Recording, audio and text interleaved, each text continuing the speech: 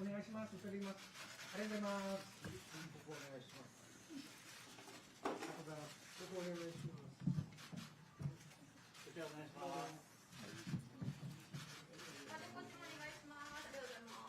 じゃあその流れこちらもください。お願いします。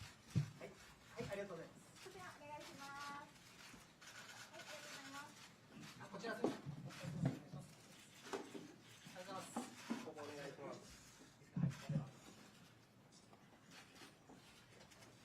ここお願いします。こちらお願いします。お願いします。ありがとうございます。お願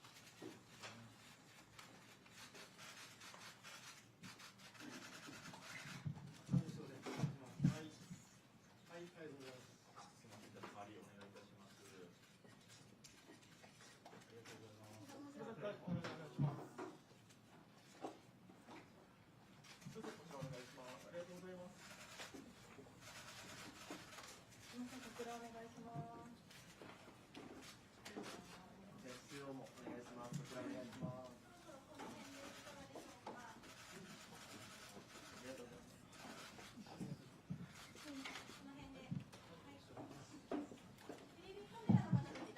お願いします。あ、すみません。もう一回ごめんなさい。よろしいですか。これ一回ない方がいいですか。いいです。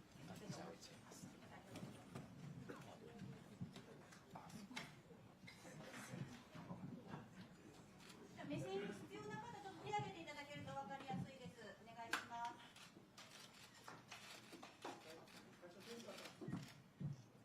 じゃあ真ん中から。じゃあすみません、こちらお願いします。はい、行きます。はい、ありがとうございます。今後ろのムービーごめんなさい、はい。間違えました。カメラいかがですか。はい、じゃあ最後ですね。最初左側からお願いします。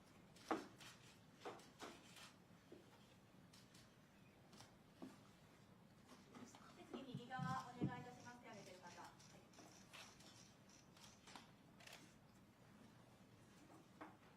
いかがでしょうか。一番端っこの方、共同さんかな。はい、ありがとうございます。ありがとうございます。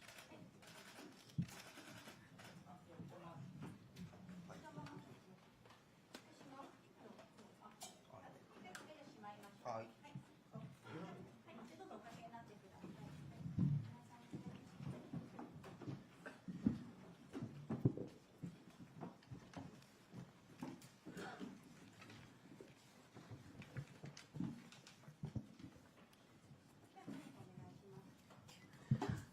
Good afternoon, everyone. Welcome to the Foreign Correspondents Club of Japan. We're delighted that you could all be with us today.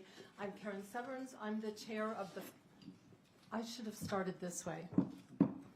Sorry, I forgot that. I'm the chair of the film committee, and our interpreter today is Mihoko Imai.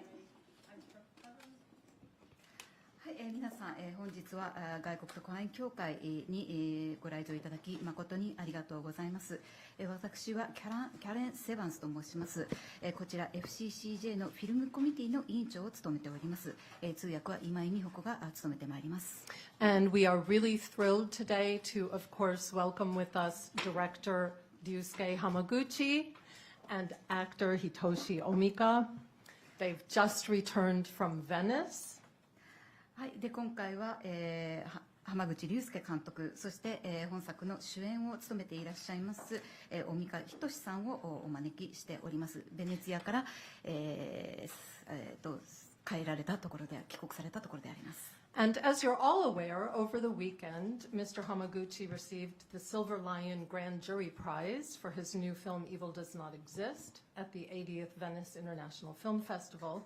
The film is a quietly powerful eco-fable that highlights the encroachment of capitalism in a rural area not far from Tokyo. はい、これは皆さんすでにお聞き及びのことと思いますけれども、本作「悪は存在しない」は第80回ベネチア国際映画祭にて銀獅子賞審査員大賞を受賞しました。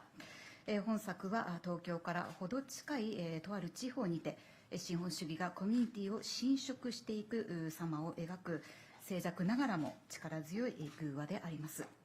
And with this latest award, Mr. Hamaguchi became the first Japanese filmmaker since the legendary Akira Kurosawa to win prizes at the world's top 3 film festivals in Venice, Berlin, and Cannes, as well as an Oscar at the Academy Awards in the United States. Even more amazingly, Mr. Hamaguchi took only 3 years to achieve this feat, whereas it took 30 for Mr. Kurosawa. 今回、ベネチア国際映画祭で受賞をしたことで、濱口監督は、黒澤明監督に次いで世界三大映画祭、つまりベネチア、ベルリン、カンヌ映画祭での受賞かつアカデミー賞の受賞という快挙を成し遂げた初の監督となります。さらに、驚くべきことに、この快挙、黒澤監督の場合30年かかったわけですけれども、濱口監督はこれをわずか3年で成し遂げたということになります。So before we hear from Mr. Hamaguchi, I'd like to first say congratulations. はい、ということで受賞おめでとうございます。Thank you very much. And introduce the producer of the film, Satoshi Takata. And he's going to bring with him something very special. はい、そして今回、会場の方にプロデューサーの高田聡さん、いらしていますけれども、一瞬ご登壇いただきましょう。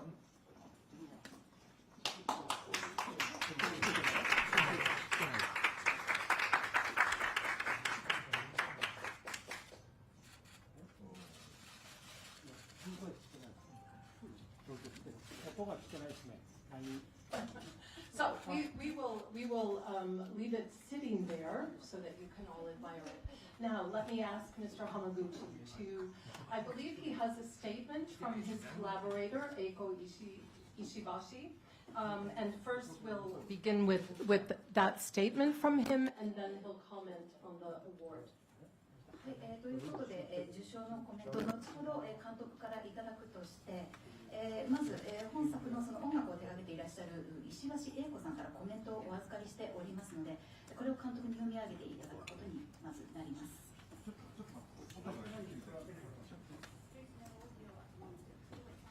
Yes.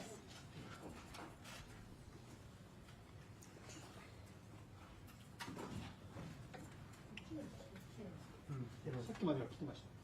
最初来てたんですね。はい。そっちも来てない。来てないです。ケーブルじゃないんですね。両方来てない。メインは来てないです。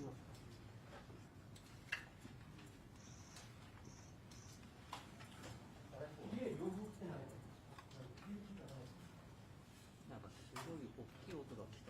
Let me take advantage of this delay and ask that even if you have seen the film, let's avoid spoilers today. Okay? はい、ちょっと音声の、調整をさせていただいている間に、一言、注意申し上げさせてください。本作もしかしたらすでにご覧になっている方いらっしゃるかもしれませんが、作品の内容に触れるような作品の展開内容が分かってしまうような、質問はお控えいただきますようよろしくお願いいたします。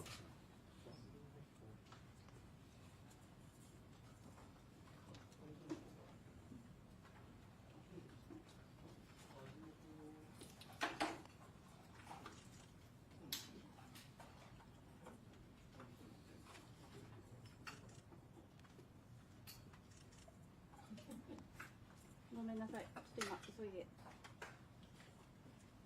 青木さんちょっと急げる。え？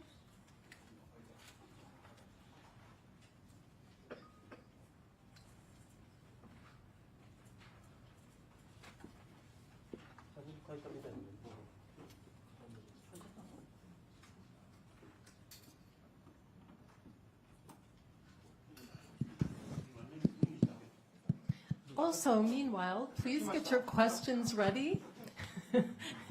And I will ask that you please refrain from making long comments and just ask one question, okay?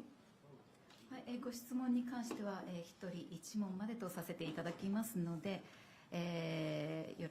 端的に、簡潔に、お聞きいただけますよう、よろしくお願いいたします。But first, let's hear from Mr. Hamaguchi. 大丈夫ですか。はい、それでは監督からお願いします。はい、悪は存在しない監督を務めました濱口竜介です。この度は本当に、お暑い中お集まりいただきありがとうございます。そのベネチアでお見かけした顔もあるので本当にお互いお疲れ様ですというふうに申し上げたいと思います。So, ladies and gentlemen, thank you very much for joining us this afternoon. And I am once again the filmmaker of Evil Does Not Exist. I appreciate all of you coming this evening. There are a few familiar faces that I think I've met back in Venice, and I thank you very much for coming again. はい、今カレンさんからお伝えをいただきましたように、まず石橋英子さん、石橋英子さん本作で音楽を担当されているんですが、共同企画者でもあります石橋英子さんから、コメントをいただいておりますので、それをまず紹介したいと思います。So I have a few comments that Ms. Eiko Ishibashi, who did the music for this film, has offered. So I would like to read what she has written. She was not only just the music, not only did she do the music, but she was a co-collaborator in embarking upon this project with me. はい、では、読み上げます。この度は悪は存在しないが本当に素晴らしい賞をいただき、驚きと喜びの気持ちでいっぱいです。I am filled with so much surprise and joy to hear that this film, Evil Does Not Exist, has won these wonderful prizes and awards. 私がライブ用の映像を濱口さんにお願いしたことから始まった企画ではありましたが、濱口さんやキャストやスタッフの皆様、ロケ地などで協力してくださった皆様のご尽力で、このような素晴らしい映画になったこと、またそこに至るまでのプロセス自体がすでに私にとってかけがえのない宝物のようでした。This project started when I asked Mr. Hamaguchi to create visual material for a live performance, a live music performance that I was to do. But thanks to the efforts of Mr. Hamaguchi, the cast and crew, and everybody who helped on location, it became such a wonderful film. The entire process itself has become an experience to treasure for me. すでに各映画祭などで賞賛を得て話題になっていた濱口さんが、まるで何も起きなかったかのように何もないところから新しいことにチャレンジされるということは並大抵のことではなかったと想像します。そして全くどうなるのかわからない企画に協力してくださったプロデューサーの高田さん、キャストやスタッフの皆様の努力も決して尋常ではなかったと思っております。I can imagine what an ordeal it must have been for Mr. Hamaguchi to embark upon something completely new after having garnered such attention and having received countless accolades at film festivals and award ceremonies. I must also extend my appreciation to our producer, Mr. Takada, the cast, and the crew for coming together for a project having no idea what the outcome might be. I imagine what effort it must have taken to commit to this project. 今年の冬にロケハンをしていた濱口さん、主演の大美香さん、カメラマンの北川さんと鍋をつついたことが昨日のことのようです。It seems like only yesterday that I was on location with my director, Mr. Hamaguchi, the lead actor, Mr. Omika, and the cameraman, Mr. Kitagawa, and we were all enjoying potluck together on the location in winter. 賞をいただいたということは、今まで以上に地道に仕事をしろと言われていることなのだなと感じており、その先にまた素晴らしい出会いやチャレンジが待ち受けているのだと信じていますし、この映画がもたらした体験は、まさに心からそのように信じることができるような体験でした。音楽家として新しい試みへ踏み出す力をくださいました。I take this award as a sign that I must work even more diligently than before, and I believe that this will lead me to further encounters and challenges ahead. The experience I've gained through this film has given me such a sense and has offered me a sense of conviction as a musician to march forward. 演奏で参加してくださったジム・オルークさん、山本達久さん、ミオさん、内田キリンさんにも感謝いたします。ありがとうございました。石橋英子。And I would also like to extend my heartfelt appreciation to Jim O'Rourke, Mr. Tatsuhisa Yamamoto, Mio, and Kirin Uchida for their participation in the performance of the music for this film. Thank you very much. はい。今石橋さんからのコメントを読み上げましたけれども、ほとんど付け加えることがないぐらい、もう私も全く同じような気持ちでいます。本当に素晴らしい賞をいただいて、そのことで、作品の形はもちろん変わらないわけですけれども、自分たちが地道に、何もないところから始めたような企画というものが認めていただき、そしてこれからも地道にやっていきなさいというふうに背中を押されたような気持ちでおります。So that was comments offered by Ms. Eiko Ishibashi, and I have nothing much to add to these comments, as I harbor and share the same sentiments with her. I am very appreciative that this film has received such wonderful praise and appreciation, and I also take it as Ms. Ishibashi has commented. I also take it as a message to march forward with a sense of resolve and work diligently, continue to work diligently as a filmmaker. I am very thankful that a film such as this one, which began from really nothing, I'm thankful to the fact that it has received such high appraisal. で石橋さんの、いただいたメッセージの中で十分に感謝されていない方が一人いらっしゃいます。それは、石橋英子さん、ご自身です。石橋さんの、発案から始まった企画ということもありますが、何よりも石橋さん自身の音楽が、作ってくださった音楽、もしくはずっと石橋さんが続けていた、音楽活動というものが、自分自身にとっても、導き手になってくれたような気がします。自分が今まで体験したことがないような映画作りというのができたような気がしています。One person that Ms. Ishibashi does not extend her appreciation to, and to whom appreciation is worthy, is herself, Ms. Ishibashi herself, I think. This project really started from an idea that she had, and it was, I found her music that she created for this film, and also the career that she had paved as a musician throughout all these years. These have taught me and have guided me in a completely new type of filmmaking, a type of filmmaking that I had not experienced before. So for that, I am very thankful. でその不確かな、旅のようなものに付き合ってくれた方たちにも、感謝をやはりここで申し上げたいと思います。特にここにいらっしゃる、大美香さん主演でもありますけれども、最初はスタッフとして、参加をしていただく予定でしたが、主演となりまして、見事に役目を果たしてくれました。他のキャストの皆様、そして、カメラマンですと北川義雄さんは、一番最初から付き合ってくださいましたし、他の、スタッフの方たちも本当に献身的に、仕事をしてくださいました。この場で改めてお礼申し上げたいと思います。I would also like to extend my appreciation to all the cast and crew who had joined me on this journey without, again, knowing much about what the outcome would really be like. I would also like to extend my appreciation to my fellow collaborator here, Mr. Omika, who was originally joined the project as a member of the crew, but we ultimately decided to have him, or to cast him as the star of the film. I'm thankful to him as well as the other cast members, and especially my cameraman, Mr. Yoshio Kitagawa, and all of the other cast and crew who have really put their heart and soul into this film and have contributed a lot. そして石橋さんのコメントにもありましたが、実際に撮影をした、地域で、協力をしてくださった皆様、取材に協力してくださった方々、ボランティアとして参加してくださった方々、キストラスとして参加してくださった方々にも、お礼を申し上げます。本当にありがとうございました。皆さんのご協力なくしては、完成しない作品でしたし、このような評価もなかったと思います。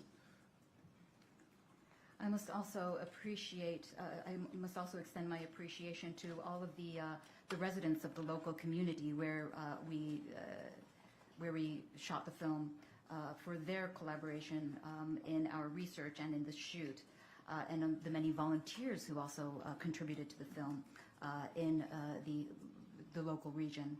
Without their help, without their contribution, I don't think I would have been able to complete this film, and without their help, we would not have received the praise that we have received. 最後に、この映画を見つけて、このように評価をしてくださったベネチア国際映画祭と、審査員の方々にも、お礼を申し上げます。本当にありがとうございました。And I would also finally like to extend my appreciation to the jury members of the Venice International Film Festival for providing us with this award.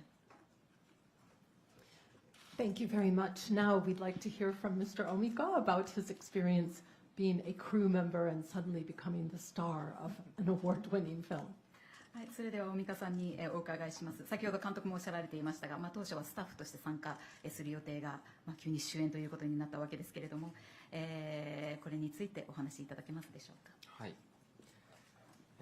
そうですね。最初は一緒にシナハンしていく時に僕がドライバーで参加していたんですけれども、その流れというか、で、自分が出るということになって、で、出る側の経験はほとんどなかったんですけれども、それが可能になったのは、参加してくれたスタッフの皆さんとか、一緒にカメラの前にいたキャストの方と、現地ですごく協力してくれた皆さんの作り上げた環境が、初めてでもできた要因というか、その方たちが作った環境によって、できたことだと思っております。この場を借りて感謝したいと思います。ありがとうございました。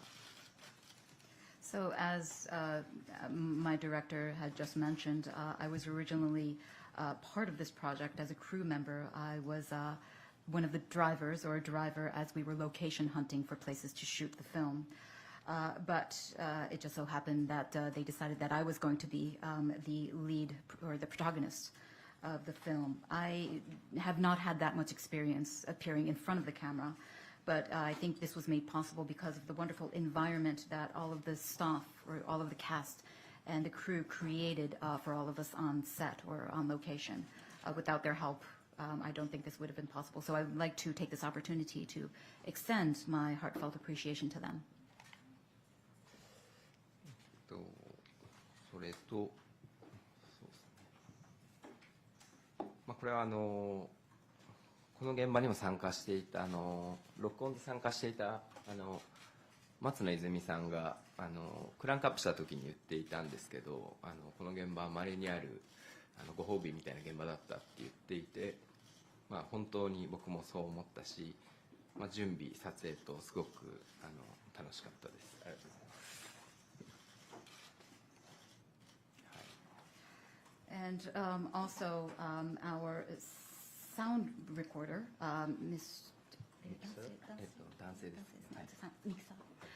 excuse me, our sound mixer, Mr. Izumi Matsuno, had also mentioned the fact that this was kind of a treat to this whole process of making this film, and that he was very thankful to all the preparation that went into the production. ベネチアでは、石橋英子さんとなんかご飯を食べたり街を歩いたりしたんですけど、それもめちゃめちゃ楽しかったです。Back in Venice, I was able to enjoy going out to meals and walking along the streets in Venice with Eiko Ishibashi, and that was a lot of fun as well. That's all from me. Thank you very much. All right. There are so many of you here. I know you all have questions. So please raise your hand, and then when you're called, come to one of the microphones on either side. Who would like to start? Yes. はい、それでは Q&A に移りたいと思います。ご質問のある方、マイクまでお願いいたします。ベネチアでのプライズおめでとうございます。ラジオフランスの特派員で西村と申します。一点お願いします。直接今回の映画についての質問ではなくて、映画業界についての質問です。映画業界でもフリーランスが多い、7割ぐらいはフリーランスだと思うんですけれども、特にスタッフですが、来月の1日からインボイス制度が始まります。そのフリーランスの人たちは非常に心配している。映画業界でも同じような懸念があるのでしょうか。濱口監督もやはりスタッフにとってはちょっと危険性があると思っているのでしょうか。はい、ありがとうございます。So we have a question from Ms. Nishimura from Radio France. And this is a question about the film industry in general, and not particularly about this film. But in the Japanese film industry, I believe that about 70% of the people working in the industry as crew and so forth are freelancers. And the taxation system is going to be changing in Japan beginning from the 1st of next month. It is the so-called invoices system, which is causing a lot of controversy because it is detrimental to these freelancers and small business owners. And I'm wondering if our director also has the same qualms or the same worries. What does he think about this? はい、ご質問ありがとうございます。で、自分自身も、フリーランスの監督ですので、この制度のことは、他人事ではないとは思っています。ただ、もう本当にお恥ずかしい話ですけれども、この制度のことは、何度かどうもこれは結構重要な問題らしいっていうことで、読んだり、いろんな記事を読んだりしてるんですけど、よくわからないっていうのが、すごく正直な、ところなんです。一体なんでこういうことをしなくてはいけないのかっていうこともよくわからないし、今まで何が問題であったのかっていうこともあまりよく分かってはいないっていうのがまず第一のポイントですね。I myself am working as a freelance filmmaker in the film industry, and of course the change to this system is a personal issue to me as well. And so therefore I've read about this and looked into this, but to give you an honest answer, I really do not quite understand what this is all about, why these changes are necessary, and what was the problem up until now. So that would be my honest opinion at this point. なので、この件に関しては、本当に感情的な側面でしか言えないんですけれども、ごくシンプルに嫌だなっていうことを思っています。それは本当にそんなことが本当に必要なのですかっていうことを、行政の人には問いたいし、おそらくそれなりに何度も説明していますっていうことだとは思うんですけれども、それでも合点がいかないから、そうして質問するのだということだと思います。で、おそらくそういうことが本当にたくさんあって、非常に我々は今困っているっていうのは、これは確かなことだと思います。我々は確かな情報みたいなものが十分に与えられない中で、どこか自分たちの生活の糧をむしり取られているような感覚は持っています。で、それはいつか何かアメリカではストライキとかそういうことが起きてますけれども、そういうことにもつながりかねないような何かではあるのですよということは申し上げたいと思います。And therefore, I really can only speak emotionally about this issue, but quite simply put, I do not like what is happening right now. I really wonder as to why this is a necessary change, and I think the fact that these questions about the system keep popping up is only a reflection of the fact that not enough explanation has been made to those parties involved. And so, yes, we are indeed in quite a troublesome situation, I think. And I have this feeling that there's something being taken away from our livelihood without much explanation. And I think this kind of situation would perhaps lead to something like what is happening in America, for example, with the writers and actors going on strike. Next question. Yes. Yes. And then the next person. こんにちは。お疲れ様です。この度おめでとうございました。共同通信文化部というところで記者をしている加藤と申します。加藤明と申します。よろしくお願いします。私がお伺いしたかったのは、今回の映画が石橋英子さんの音楽から、そのプロモーションの映像、プロモーションじゃない、パフォーマンスの映像を撮るために、始まって、映画になったという情報を伺って、魔法のようなとてもなんだかすごいことが起きたように私は感じているんですけれども、具体的には、その石橋さんのアイデアの中にストーリーがあったのか、それとも音楽を聴いて濱口さんの中にあった社会への問題意識がこう溢れ出たのか、何かその辺の具体的なプロセスみたいなものをお伺いできればと思いました。というのと、大美賀さんにも、大美賀さん非常に演技の中で体の身のこなしが何か自然に重たいものを運んだり巻き終わったりというところが何かただものではないなと思ったんですけれども、何か武術かなんかをされていたり昔ラグビーでフォワードだったとか、何かそういう秘密はあるのかなと思ったんですけれども、それをお伺いできればと思います。よろしくお願いします。ありがとうございます。So we received a couple of questions from Mr. Kato Akira from Kyodo Tsushin. Now, our director has just mentioned right now that this was a joint project that was done in collaboration with Ms. Eiko Ishibashi.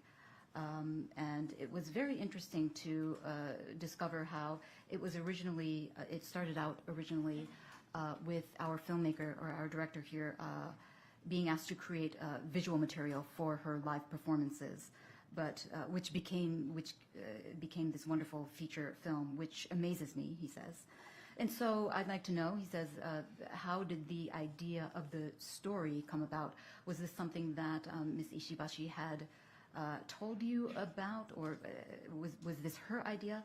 Or was it that you, Mr. Hamaguchi, when you listened to the music, it inspired you to perhaps make commentary on the problems that you perceive in society today? Can you tell me about the process?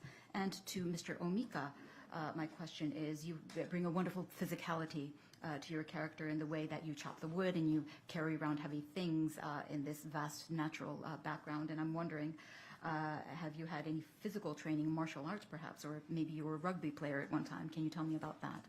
So from our director. ご質問ありがとうございます。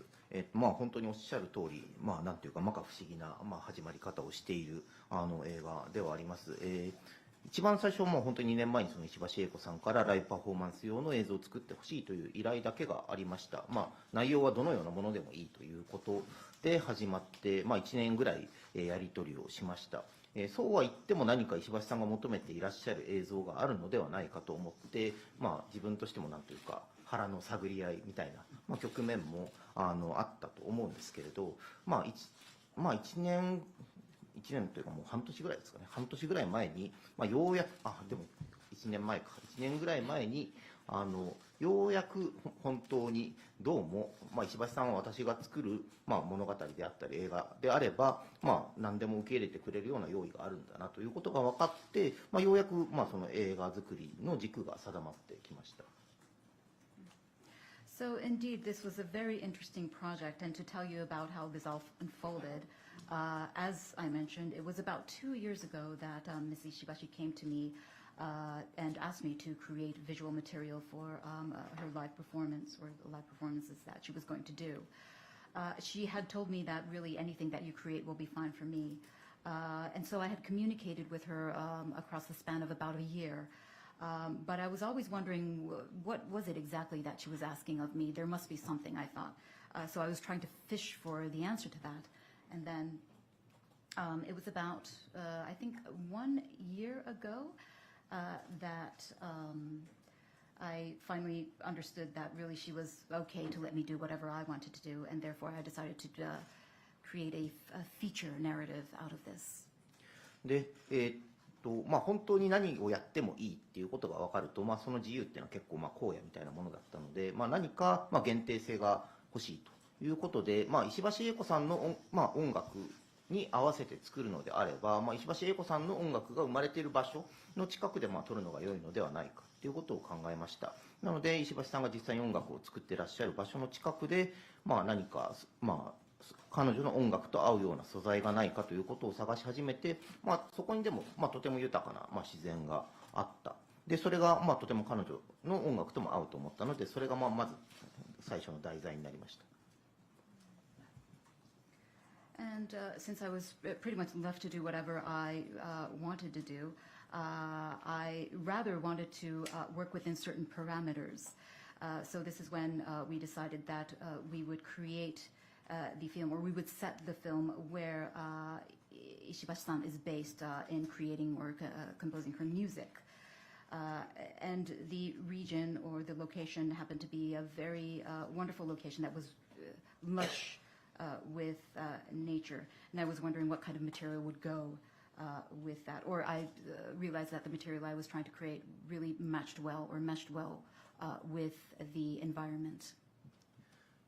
で、その自然を撮ると決めたんですけれども、単純に自然を撮っているだけでは本当に、10分も20分も見ていることは難しいだろうということを思いまして、やっぱり、ある程度人間が関わってこないといけないということで、じゃあ一体どういう人間の関わり方があるだろうっていうことを、やっぱりその場で取材をしていて、この映画の中で描かれているのと同じような出来事があったということを知りました。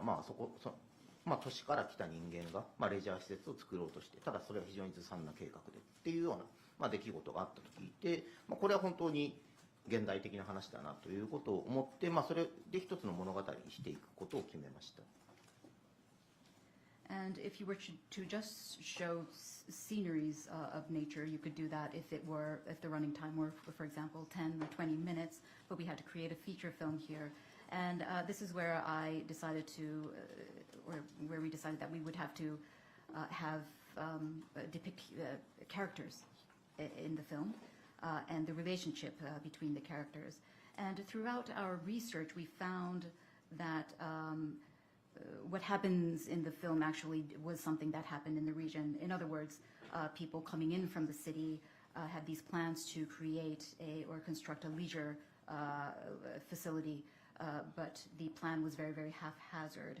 And I thought this was a very contemporary story to tell, so we decided on this narrative for the film. そうやって脚本ができていって、今年の2月3月に撮影がされました。で、編集も終えたものを石橋さんにお渡しして、テーマソングを作っていただきました。ちなみに音楽自体は、何曲か、撮影前にもらっていてイメージもあったんですけれども、実際に、何度も使っているこのテーマソングというのは、石橋さんが実際の映像を見て作っていただいたものです。そうやって、音楽と映像を実際に具体的にやり取りしながら、それがなんか手紙のやり取りのようにして最終的に一つの作品になっていったという感じでした。自分にとっては本当に、音楽的にセッションしているような、そういう感覚で進められて、それは本当に自分にとっては得難い体験だったと思います。And so we went into principal photography. We went into production in February or March of 2023 this year. And after having completed the production or the shoot, I handed over the edited film to Ms.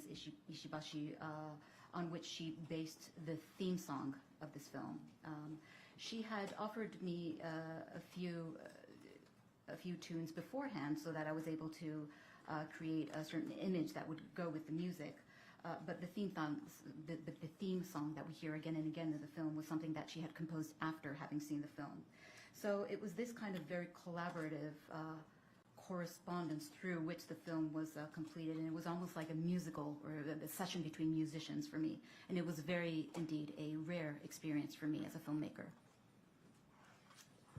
Before Mr. Omika responds to his question, I just want to mention, too, that the original footage that was shot has also been assembled and will accompany a performance by Ms. Ishibashi in Ghent, Belgium next month. So he actually did the job that he was first asked to do. キャナルさんからちなみに申し上げますと、もともと依頼されたその映像、オリジナル、映像ですね。これは実際に石橋さんがそのベルギーのゲントで、パフォーマンスを予定されているんですけど、実際に使用されることになりますので、もともとあったご依頼はちゃんと成し遂げているということになります。And Mr. Omika, yes. 大美賀さんお願いします。まず武術みたいなことはやっていなくて、でもそう見えたなら見ていただけたならよかったなって思いました。聞いていてありがとうございます。で、はい、なんか薪割りを教えてくれたのが現地で、主に藤森先生っていう方と藤尾さんって方と未来さんって方になんか現地の生活とか、なんか山を歩ってる時のなんていうんでしょう、視点とかなんかそういうものを教わって一生懸命やりましたという感じです。ありがとうございます。So thank you for the question. I don't have any martial arts experience particularly, but if it appeared that way, I'm very, very thankful. That makes me very happy. As for chopping wood or the life that we show in the film, we had some people who had taught us or had kind of pulled us through the ropes. We had a certain person called Fujimori, which we refer to as Fujimori Sensei, Mr. Fujio, and Miss Mirai. Mr. Mirai, excuse me, who had taught us how to go about living in that environment and how to perceive things as you walk through the mountains and so forth. And so with their help, we were able to kind of put our all into creating these characters who lived in this region. And I must say, he's 3,000% convincing in his role. 非常に大美賀さん説得力があるということで、説得力3000% ということです。Okay, next question. Yes, in the front and then in the next row. Yeah. 日刊ソース村上です。おめでとうございました。ありがとうございます。冒頭の司会の方のご説明にもあったんですけど、やっぱりこの4つのタイトルを取ったのが3年、実際2年半だと思うんですけども、どうしても黒澤さんとの比較というようなことも日本でも海外でもされるような状況かと思います。ちょうどベルリン取った時のですね、その取材の中で僕が質問させていただいた時に、その世界の評価が高まっていることに関してどう思っているのかっていうふうに伺った時に、それは周りが決める、評価は周りが決めることなんですと。で今回もそのベネチアの会見の時にアジアのものが1本しかなかったことに関しては他のものを見てないから、位置づけが自分らの位置づけはどうかわからないけどもっていうコメントされてましたけども、ここに至ってこれだけの評価を世界から受けてこういうふうになっていることをご自身で受け止めているのか、でその中でもうドライバー会の時はちょっと疲れたからしばらくちょっと休みたいとおっしゃってたのが、もうこういう作品できているわけで、もう次に進めたり次の作りたい作品、今回は自然とね、そういう癒しがの絵が作りたかったものが作れたとおっしゃいましたけど、今度作りたいテーマみたいなのあるのか教えてください。So this is a question from Mr. Murakami from Nikkan Sports. And as Karen, our MC, has mentioned just now, it was indeed all of these awards at these 3 major film festivals plus the Academy Award. It was indeed quite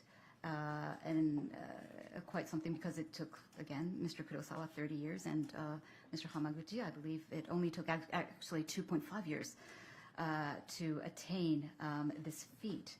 Now, when I asked you a question at the Berlin Film Festival about your gradually garnering attention in the international scene, you mentioned something to the effect of, well, this is something that I cannot really help.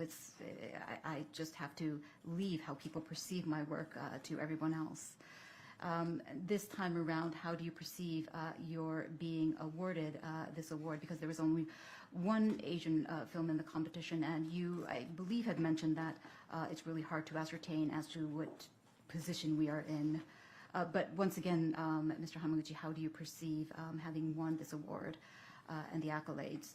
And also, I believe you mentioned that you wanted to take a break for a short while, but again, here you are, immediately embarking upon your next, embarking upon the film that we're about to see, this one right now. Evil Does Not Exist, and this time around you are depicting nature, and we're wondering what other themes do you have in mind that you might want to embark upon in the future? Do you want to go right ahead and create your next film? So tell us about your plans. はい、ありがとうございます。2つ目の質問の方が、答えるのが、シンプルなので、先にお答えしますと、ドライマイカーの後、それなりに疲れていて、休みたいと思っていたのは本当ですし、実際半年ぐらいは何もしないで休んでいたと。で、一方で、このプロジェクトを進めたのは、これ自体が一つ、休むこととそんなに自分の中では違わないというか、なんか回復するプロセスだっていうことですね。自分の中では、何か映画を作りながら、単にアウトプットをするだけではなくて、インプットをするような、そういう映画制作が、必要だったと思っているんですけど、この悪は存在しないは、結果的にそういう、作業だったということです。So to answer the latter half of the question, It was indeed true that I needed a break after Drive My Car, and that I really did do nothing much for about 6 months, for about half a year. But this project, I would say, was kind of part of my rest and recovery process. It was just a way for me to output something while also inputting something. And it was something that I did indeed need. ただこの映画が自然と癒しの映画としてなんていうんですかね、情報が行き渡ってしまうとちょっと詐欺みたいになる気がするので、自然の映画であることは間違いないんですけれども、癒しがあるかと言われると、それは特にないというとあれですが、癒される時間帯もあると思いますが、癒されるだけではない、映画かなとは思います。で次のプロジェクトがあるかということに関しては、準備はしてますが、これと同じように十分にインプットを得られるような形で続けていけたらいいなということを思っています。And our gentleman just mentioned that this is indeed a film about nature, and this is a soothing film about nature, relaxation, and so forth. How our director says we would be kind of duping our audiences if we were to label the film as such. Of course, there are relaxing and soothing scenes in this film, but it is not just about that, of course. As for my upcoming projects, I am indeed in preparation for a future project, but I think I need a little more input before we move forward, so I'm just gradually proceeding with that project while getting all of this input. で評価ということに関しては、これは周りがしていただくことっていうのは変わりませんけれども、黒澤明監督、とても偉大なお名前を引き合いに出して、いただくような状況になったので、なんだか申し訳ないような、気持ちでいるというのが、正直なところです。And as for the accolades, I would say, well, to hear my name in the same sentence as the great Mr. Akira Kurosawa, I feel a bit uncomfortable and sorry. でなぜそう思うかと言いますと、やっぱりその黒澤明監督、三大映画祭での受賞と、おそらくそのアカデミー賞での受賞ということも含めておっしゃっていただいているんだと思うんですけれども、内容が結構違うということですね。その羅生門が金獅子賞、隠し撮りでの三悪人が銀熊賞で、影武者がパルムドールということで、しかも7人の侍は銀獅子賞も取られていると。なので、その4つの賞を取られていて、さらに2つは最高賞であるということで、やっぱりそこは全然違う、もうスケールが違うという気がしています。比べ物にならないとまでは申しませんけれども、比べていただくことでかえって、黒澤明監督の、その成し遂げたことの、スケールの大きさっていうものがあらわになるっていう、そういう感覚を持っています。で時期に関しても、30年間にわたって、その賞を取られたっていうことは、どれだけその黒澤明監督が、長く質の高い仕事を、続けてこられたかということなので、自分はこれから先本当にどうなるんだろうっていうことに、震えているようなところもあるので、自分もできるだけ長く、評価をいただく必要はないかもしれませんが、長く、映画を作り続けたいなということを思っております。And the reason why I harbor these sentiments is that, of course, everybody is comparing me to the great Akira Kurosawa because of these 3 awards at 3 major film festivals, international film festivals, and the Academy Award. But I think it's not quite the same. To mention the awards that he has been garnered, for Rashomon, he won the Golden Lion Award, and for Kagemusha, he won the Palme d'Or, and then for the Seven Samurai, the Silver Lion Award. I think the scale that we are talking about here is quite different from the accolades that I have received. So I don't think it would be fair to draw a comparison, but if a comparison is to be drawn, I think it only serves as a reminder as to the scale and the achievements that Mr. Kurosawa has achieved. And the fact that this took 30 years for him to achieve is just a reflection of the fact that he had longevity and he was able to constantly produce quality, high quality work throughout these decades. So when I think about my own career going forward, I am rather trembling to wondering whether this is actually going to be possible for me as well. I am not desperate for any accolades in particular, but all I wish for is to continue making films and have longevity.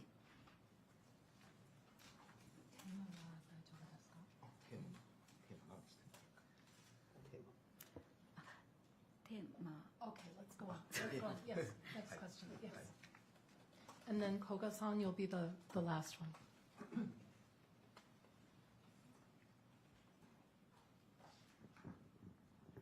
テレビ神奈川の柳田と申します。この度はおめでとうございます。先ほど冒頭のご挨拶の中で、はい、これからも地道に続けなさいという言葉が、背中を押されたという言葉がありました。これからも地道にということで、濱口さんの原点である横浜市の、東京芸術大学大学院で学んだ映画作り、こちらにつながってくるのかなと思うんですが、改めてその学んできた濱口さんの原点がこれだけ各国各世界で評価されている、何が評価されているというふうに感じていらっしゃいますか。はい、ありがとうございます。So this is a question from Mr. Yanagida from Television Kanagawa, and our director has mentioned that this is really, all of this has served as encouragement to work further diligently as a filmmaker going forward. But considering the fact that your roots come all the way from your college years, where you studied filmmaking, I believe, at the the name school, the name Tokyo University of the Arts. I'm sorry. Once again, can you tell us what do you think it is about your filmmaking that is receiving such accolade? はい。その東京芸術大学の大学院映像研究科というところで、黒澤清教授の下で特に、学びました。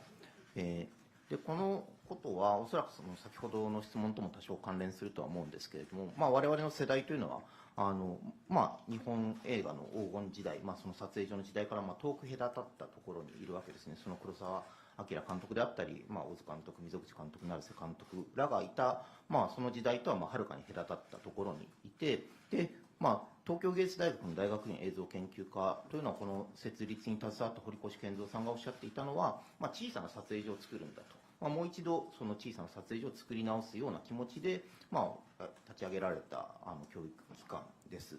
そこには監督だけではなくて脚本、プロデュース、撮影、編集、美術、録音とあります。で、今回も特にその撮影の北川義雄さんとか編集の山崎あずささんは、そちらの出身でもあって自分と一緒に勉強していたとか一緒に実作をしていた仲だったので、そういう点ではその堀越さんや黒澤さんが、黒澤清監督が教えてこられたこと、やろうとされたことは、多少実を結んでいるところはあると思います。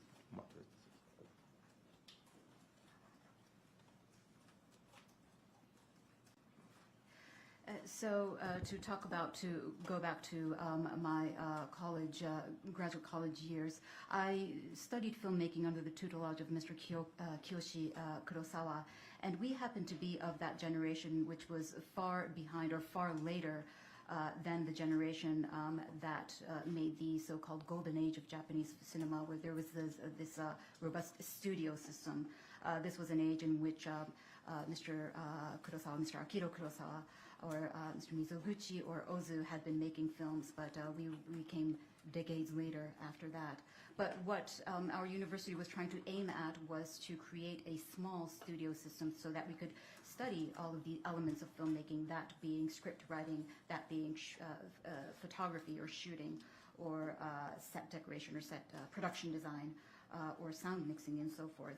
And I was able to do exactly that with my fellow members who also participated in the film. To give you a few names, Mr. Yoshio Kitagawa and Ms. Azusa Yamazaki. Ms. Azusa Yamazaki. And I think, therefore, in a way, we were able to, or what Mr. Kurosawa and Mr. Horikoshi had embarked upon has yielded certain, or these kinds of results in our generation. で、この東京芸術大学の大学院映像研究科っていうのはインディペンデント映画の作り方とか、ミニシアター文化みたいなものを、そのままどうやって日本の商業映画に合流させられるかっていう、そういう試みの中で作られたものだと思います。で、それが成功したのかどうかというのは、未だに分かりませんけれども、一つ確実に言えるのは、やっぱりその1950年代とかそういう時代に比べて我々の制作規模っていうのは非常に小さいということです。そのことは間違いなくて、で、結果としてやっぱりその黒澤明監督のように、もう見たらもう誰しもが説得されざるを得ないような圧倒的な映画っていうのは、もう我々は作れないっていうのがすごく正直、少なくとも私は作ることができないっていうのが正直な気持ちです。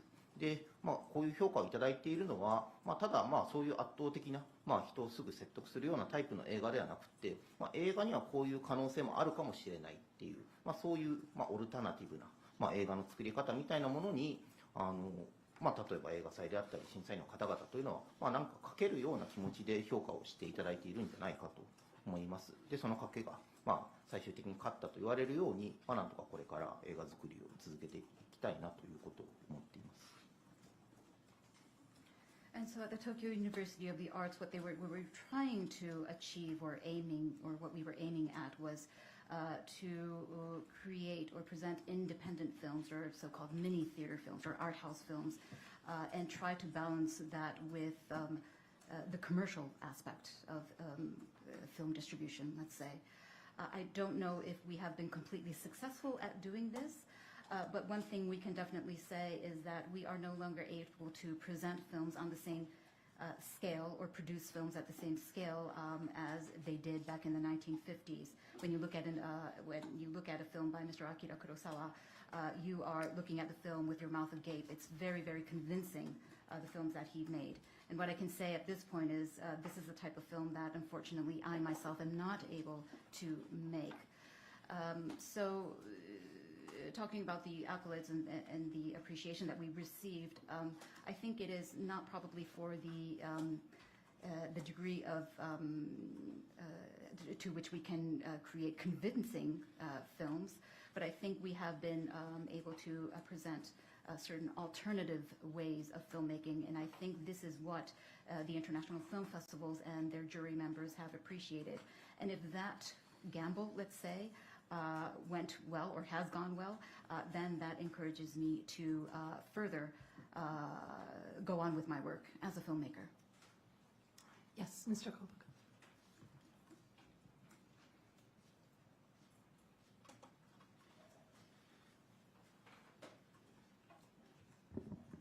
Nihon Keizai Shimbunの小林です。おめでとうございます。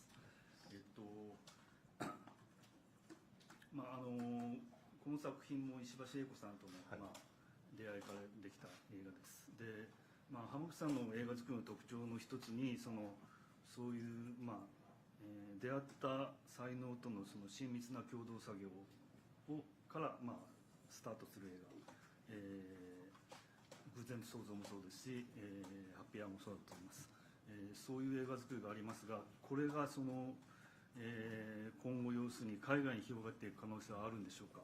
ドライブ・マイ・カーは、コロナで十分できなかった上で、韓国と、共同作業なさいました。で、今回のベネチアでも、あるいは、アカデミー賞の時にも、いろんな、世界の映画人と、からおそらくお誘いもあるんではないかと思うんですが、今後そういう海外で、仕事をしていくことが、増えていくのかどうか、その辺をどういうふうにご覧になっているかというのを聞かせてください。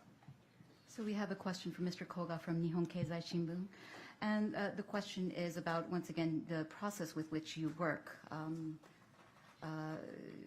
Our director has mentioned that this really began with a kind of collaboration project with Ms. Eiko Ishibashi, and this seems to be the style in which you have worked in previous films as well. It begins with an encounter with a certain talent or an artist, and then through very close collaboration you were able to make these feature films. That's what happened with Wheel of Fortune and Fantasy and Happy Hour as well. Now, after having done Drive My Car and having your films shown in international film festivals such as Venice and having won the Academy Award, I am imagining that you have probably garnered a lot of attention from international figures as well. Maybe people are approaching you. And so we are wondering, will we be seeing these international collaborations or increasing number of international collaborations with Mr. Hamaguchi in the future? その海外とのコラボレーション、これは興味あります。ずっとあります。ただこればっかりは本当に信頼し合える人たちと出会えるかっていうことがとても大きな、要素だと思います。自分がそのなんていうんですかね、誰かと出会うことによって、映画を作ってきたっていうのは本当にその通りだと思います。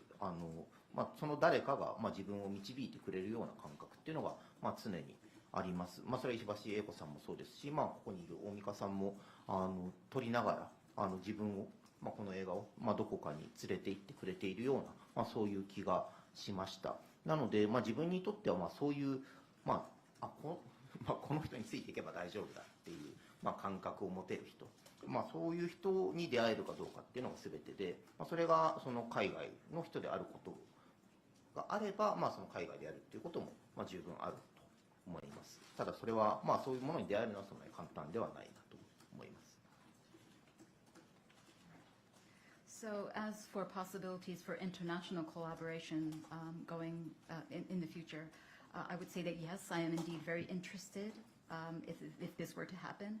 But I think that you first have to meet someone that you can truly mutually trust. As was mentioned, much of my filmmaking has really started with encounters. These encounters were the catalyst in starting all of these projects. And in my case, I tend to collaborate with people that I can allow them to lead me, as did Ms. Ishibashi and Mr. Omika here, led me through the production of this film and this project. So if there is such a figure where I can confidently say that I'm all right, as long as I follow in this person's footsteps, I'm all right, then I would be more than happy to collaborate with someone or an international figure. If that person just so happens to be an international figure, then that would be okay with me. But I think that such encounters might be actually quite rare. We are running out of time. I'm going to ask one final, very simple question to both of our guests, Mr. Omika and Mr. Hamaguchi. Have you ever been glamping? 時間がなくなってまいりましたので、最後司会者のキャネンさんから簡単な質問をお二人にいただきました。お二人はグランピングの経験はありますでしょうか？ありません。No, I've never gone glamping, says Mr. Omika. 私もありません。 Neither has our director. ちょっとこの映画のグランピングの取り扱い方について一言だけ言っておきたいのは、このグランピングを作ろう、施設を作ろうっていう人たちが、ある種、最初は悪者として登場してくるわけですけれども、グランピング業界に何の恨みもないっていうことは言っておきたいと思います。どちらかといえばその施設をどう作るかっていうことが問題なので、それは言っておきたいなと最後に思いました。And the director would like to add one final comment to this question. Although he's never gone glamping himself before, and we do talk about glamping in this film and the facilities that they construct, and these characters do appear in the story as bad actors. I have no grudge against the glamping industry whatsoever. I think it really comes down to how you proceed with the process. So I'd just like to make that clear. Join me once again in thanking Mr. Ryusuke Hamaguchi, Hitoshi Omika for Evil Does Not Exist. The film will be opening next year, probably at Golden Week time in Japan. And of course, it's continuing onward. The next stop is New York City, where it's going to be at the New York Film Festival. So all of those who are watching from overseas, you'll have a chance to see it soon, I'm sure. We have a one-year honorary membership to FCCJ for our guests, and we do hope that they come back and that Mr. Hamaguchi's next film is also an award winner. Thank you. 監督の濱口竜介さん、そして大美賀均さんでいらっしゃいました。本作、2024年、ゴールデンウィーク日本公開となります。その前にもさまざまな海外映画祭の展開があると思われますが、次のネクストストップはニューヨーク映画祭、ニューヨークフィルムフェスティバルとなりますので、今日この配信を海外からご覧になっている方、ニューヨークでご覧いただけます、本編を。でお二人には1年間名誉会員ということでチケットを、今お渡ししたところですけれども、ぜひまたご登壇いただきたいと思います。また新作でも何か受賞されることを願いつつ、お礼申し上げます。Thank you very much.